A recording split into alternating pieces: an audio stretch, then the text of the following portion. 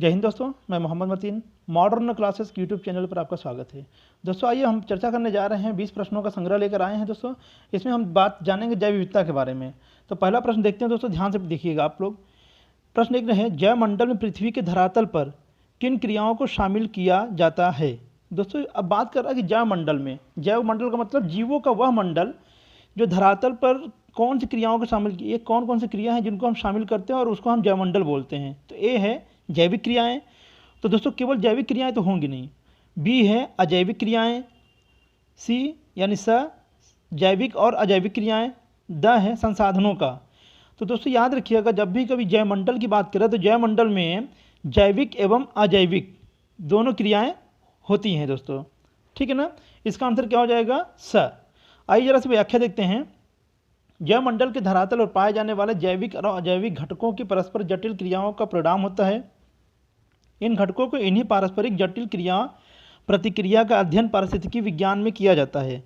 सभी जैविक घटक पर्यावरण में होने वाले परिवर्तन के प्रति संवेदनशील होते हैं और उनकी अधिकांश गतिविधियां उपयुक्त पारिस्थितिकी पर्यावरण खोजने तथा अनुपयुक्त उद्दीपन से अलग रहने से संबंधित होती है। दोस्तों एक बात याद रखिएगा, यानी जीव जंतु जितने भी हैं जो सांस लेते हैं, जो चलते हैं, जो भोजन बनाते हैं, जो काम करते हैं, यानी वह सब किस में आएंगे, जैविक क्रिया में। अजैविक वो है जो जैविक क्रियाओं को पनपने में, उगने में या फिर उनके चालने में या सांस लेने में मदद करते हैं। जैसे जल क्या है, यह अजैविक क्रिया है। पृथ्वी यानी धरती क्या है, जहाँ पर पौधे उगते हैं, वो भी क्या है आपका, यानी स्थलमंडल क्या है, वो भी अजैविक क्रिया है। वायु क्या है, अजैविक क्रिया है। पेड़ पौधे प्रकाश संश्लेषण से क्या करते हैं, भोजन का निर्माण करते हैं, वो भी क्या है, अजैविक क्रिया है। हवा अजैविक क्रिया है। अब इन दोनों के सम्मिलित समूह को हम क्या बोलते हैं, जैवमंडल बोलते हैं दोस्तों, ठीक है ना। क्योंकि ये पृथ्वी पर वास करते हैं, इनके लिए जलमंडल जरूरी है, वायुमंडल जरूरी है और स्थलमंडल भी जरूरी है। तो इसी को हम बोलते हैं पारिस्थितिकी का, इसी के अध्ययन को हम बोलते हैं पारिस्थितिकी का विज्ञान। अब बात करते हैं प्रश्न नंबर 2 का, कौन सा अनुकूल विशेष उद्दीपन के प्रति अनुक्रिया से उत्पन्न होता है। तो पहला है वंशानुगत अनुकूल, ब है उपार्जित अनुकूल, स है जैविक अनुकूल, या द है अजैविक अनुकूल। अब दोस्तों ध्यान दीजिएगा, यहाँ पर कह रहा है कि विशेष उद्दीपन के प्रति अनुक्रिया से उत्पन्न होता है। इसका आंसर होगा, इसका आंसर क्या हो जाएगा दोस्तों, ब, ठीक है। अब ये क्या कह रहा है इसके बारे में जानते हैं, आइए देखते हैं। जीवों में अनुकूलन दो प्रकार का पाया जाता है, एक वंशानुगत अनुकूलन और दूसरा है उपार्जित अनुकूलन। अब देखिए क्या है ये वंशानुगत अनुकूलन, वह अनुकूलन होता है जो जन्म से प्राप्त होता है, जैसे संवेदनग्राही अंग, जबकि उपार्जित अनुकूल किसी विशेष उद्दीपन के प्रति अनुक्रिया से उत्पन्न होता है। दोस्तों ध्यान दीजिएगा, जो जन्म से प्राप्त होता है उसे हम क्या बोलते हैं, वंशानुगत अनुकूलन, और जो दोस्तों अर्जित करना पड़ता है, जो उपार्जित करना पड़ता है उसे हम क्या बोलते हैं, उपार्जित अनुकूलन, ठीक है। जैसे किसी बीमारी से बचाव के लिए प्रतिरक्षकों का निर्माण करना। इसी प्रकार समस्त जीवों में पर्यावरणीय परिवर्तनों के प्रति संवेदनशीलता के साथ साथ उन परिवर्तनों से समायोजन की क्षमता भी होती है, जिसके फलस्वरूप उनका अस्तित्व और जैवमंडलीय संतुलन बना रहता है। दोस्तों ये हो गया क्या आपका, जीवों का अनुकूलन, ठीक है ना। अब बात करते हैं प्रश्न नंबर 3 की। तीसरा प्रश्न है, समस्त जीवमंडलीय क्रियाएं घटित होती है कहाँ पर, धरातल की ऊपरी सतह पर, दुर्बल मंडल पर, या मेंटल पर, या द है क्रोड में। तो दोस्तों ध्यान दीजिएगा, समस्त जीवमंडलीय क्रियाएं कहाँ घटित होती हैं, धरातल की ऊपरी सतह पर, ठीक है ना। धरातल की ऊपरी सतह पर तो हम जीव सारे रहते हैं। इसका आंसर हो जाएगा ए, अ। आइए व्याख्या देखते हैं। स्थल मंडल पृथ्वी का ठोस भाग होता है। संपूर्ण पृथ्वी के लगभग 29.2% भाग पर महाद्वीप के रूप में विस्तृत है।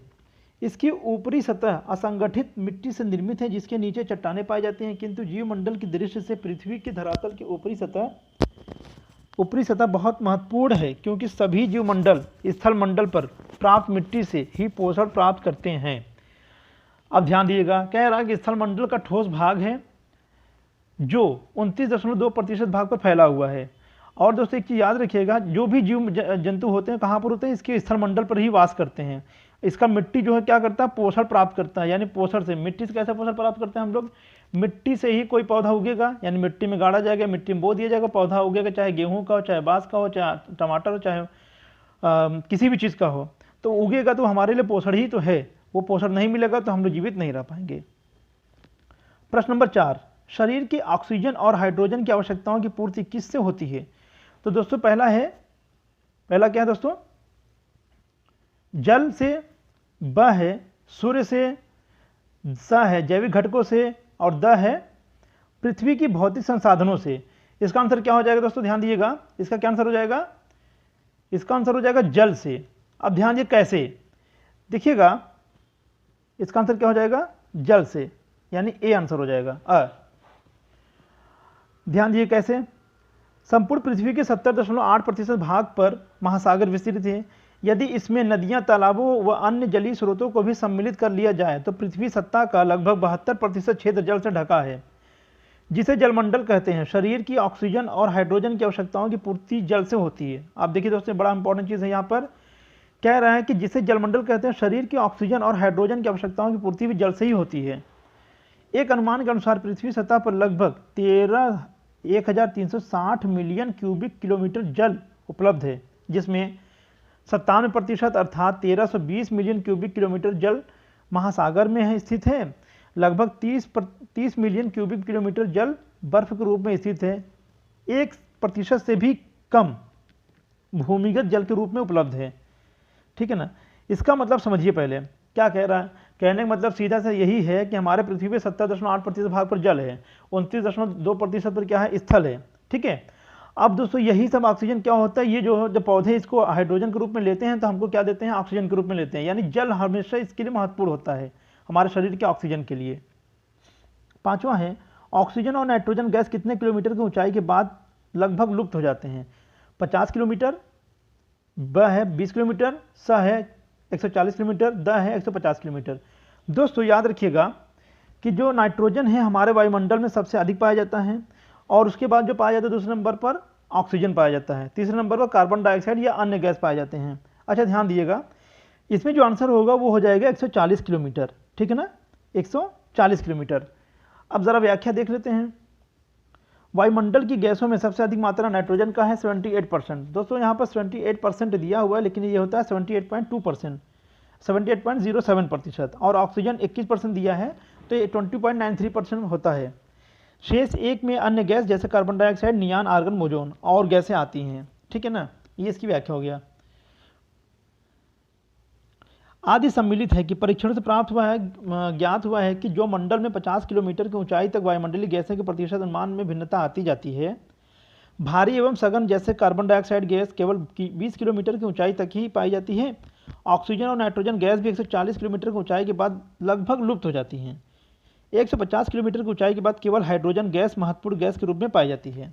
अच्छा ध्यान दीजिए दोस्तों, यानी कार्बन डाइऑक्साइड गैस सबसे भारी गैस है हमारे वायुमंडल में पाई जाने वाले गैसों में। तो वो क्या करता है, वो सबसे नीचे, जब भारी चीज़ें हैं तो ऑलरेडी वो नीचे ही रहेंगे, तो नीचे रहेंगे। उसके बाद नाइट्रोजन सबसे ज़्यादा गैस है, तो नाइट्रोजन सबसे अधिक ऊंचाई तक पाई जाती है, लेकिन दोनों जब मिक्स हो जाते हैं तो उसको मिला के अगर देखा जाए तो 140 किलोमीटर की ऊंचाई तक पाई जाएंगी। उसके बाद कौन सी गैस पाई जाएगी, उसके पास सिर्फ हाइड्रोजन गैस पाई जाएगी, क्योंकि उसके बाद क्या होगा, अब उसके ऊपर क्या होगा, ग्रेविटेशनल फोर्स कम हो जाएगा, तो सूर्य किरणें क्या होगा, वहाँ पर लेयर तो बनेगा नहीं, ये जलवाष्प का लेयर तो बन नहीं रहा है, तो वहाँ पर क्या करेगा, सूर्य की किरणें वहाँ ज़्यादा प्रभावित करेंगी। और सूर्य तारों में क्या होता है, हाइड्रोजन और हीलियम, तो हाइड्रोजन की मात्रा सबसे अधिक होती है, तो वही प्रभावित करेगा वहाँ पर।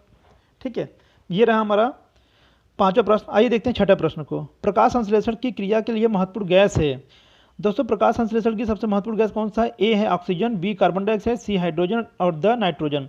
इसके लिए सबसे महत्वपूर्ण जो गैस है वो कौन सी दोस्तों बताइए जरा सा आप लोग कमेंट बॉक्स में जरूर लिखा करिए। इसका आंसर हो जाएगा ब, यानी कार्बन डाइऑक्साइड। दोस्तों हम लोग कार्बन डाइऑक्साइड छोड़ते हैं, पौधे कार्बन डाइऑक्साइड लेते हैं और ऑक्सीजन छोड़ते हैं। तो जब वो प्रकाश संश्लेषण करते हैं तो उसमें क्या करते हैं, प्रकाश का संश्लेषण तो करते हैं, मगर जो हम लोग ऑक्साइड छोड़े रहते हैं उसको रिसीव करते हैं, यानी लेते हैं, और फिर उसके बाद ऑक्सीजन को रिलीज करते हैं, जो हमारे लिए उपयोगी होता है। आइए इसकी व्याख्या देखते हैं। ऑक्सीजन अर्थात प्राणवायु सभी जीवों के श्वसन के लिए अत्यंत आवश्यक है गैस है, जबकि कार्बन डाइऑक्साइड पौधों की प्रकाश संश्लेषण क्रिया के लिए अति आवश्यक गैस है। इसी प्रकार सभी जीवों में नाइट्रोजन एक महत्वपूर्ण घटक होता है जो उन्हें भोजन से प्राप्त होता है। उपयुक्त विवेचन से स्पष्ट है कि जैवमंडल से समस्त जैविक घटक तीन मंडल से जीवन के लिए आवश्यक तत्व प्राप्त करते हैं। वायुमंडल में जहां प्राणवायु प्राप्त होती है वहीं जलमंडल से जल की प्राप्ति होती है। जीवों के प्रोटोप्लाज्म का 75% भाग बनता है। सातवां प्रश्न देखते हैं। जैव विविधता शब्द का सर्वप्रथम प्रयोग किसने किया था, ए विल्सन ने, बी स्पैट ने, स हटिंगटन ने या द हार्सोरेन ने। तो दोस्तों इसका आंसर क्या हो जाएगा, 7वें प्रश्न का आंसर क्या हो जाएगा, इसका आंसर हो जाएगा कौन, विल्सन ने। ठीक है,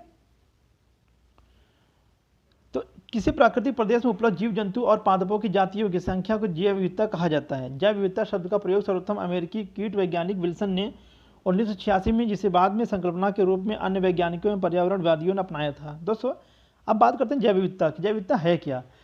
जैव विविधता का मतलब होता है जीवों की विविधता, यानी जहाँ सबसे अधिक जीवों में विविधता पाई जाती है वहीं उसी को बोलते हैं। जैसे, और ऐसे कंडीशन कहाँ पर होते हैं, जहाँ पर सबसे अधिक वर्षा होती है और सबसे अधिक गर्मी पड़ती है। दोस्तों एक चीज़ याद रखिएगा, आपने देखा होगा कि भूमध्य रेखीय क्षेत्रों में सबसे अधिक वर्षा होती है। क्यों?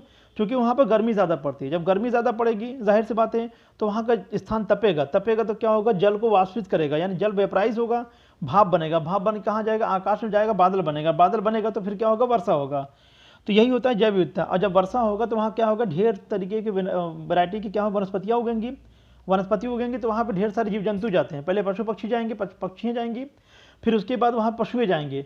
जब वहाँ पर खरगोश और हिरन जाएंगे तो उसको खाने के लिए शेर और चीता भी जाएंगे, उसको खाने के लिए लोमड़ी भी जाएगा, गीदड़ भी जाएंगे, उसके जंगली सुअर भी जाएंगे, कुत्ता भी जाएंगे। ठीक है, तो यही होता है जैव विविधता। 8वां प्रश्न है, किसी भी प्रजाति के जीवों के एक समान जीन के अलग अलग रूपों का आकलन कहलाता है। अनुवांशिक जैव विविधता, जातीय जैव विविधता, पारस्परिक विविधता, या है सांस्कृतिक विविधता। तो दोस्तों इसका जो आंसर हो जाएगा वो क्या हो जाएगा, अनुवांशिक विविधता। आंसर क्या हो जाएगा इसका, अनुवांशिक विविधता, यानी ठीक है, अब बात करते हैं इसके व्याख्या की। देख लीजिए जरा सा, 3 लाइन में है। प्रत्येक जीव जंतु के गुण आनुवांशिक स्तर पर जीन द्वारा निर्धारित होते हैं। सही बात है, जैसे बिल्ली का बच्चा बिल्ली ही होगा, कुत्ते का बच्चा कुत्ता ही होगा, यानी कि जीन के द्वारा निर्धारित होते हैं उनकी प्रजाति। ठीक है, किसी भी प्रजाति के जीवों में एक समान जीन के अलग अलग रूपों का आकलन आनुवांशिक विविधता कहलाता है। बिल्कुल सही है। अब देखते हैं प्रश्न नंबर 9, वन मरुस्थल घास के मैदान आदि को किस विविधता में सम्मिलित किया जाता है। दोस्तों अब ये क्या कह रहा है, वन मरुस्थल घास के मैदान को किस विविधता में सम्मिलित किया जाता है। बहुत अच्छा प्रश्न है, ऐसे प्रश्न कई बार आ चुके हैं। देखिएगा, ए अनुवांशिकी विविधता, ब जातीय विविधता, स पारिस्थितिकी विविधता, द सांस्कृतिक विविधता। तो दोस्तों वन मरुस्थल कह रहा है कि वन मरुस्थल घास के मैदान आदि को किस विविधता में सम्मिलित किया जाता है, तो वह अनुवांशिकी तो होगा नहीं।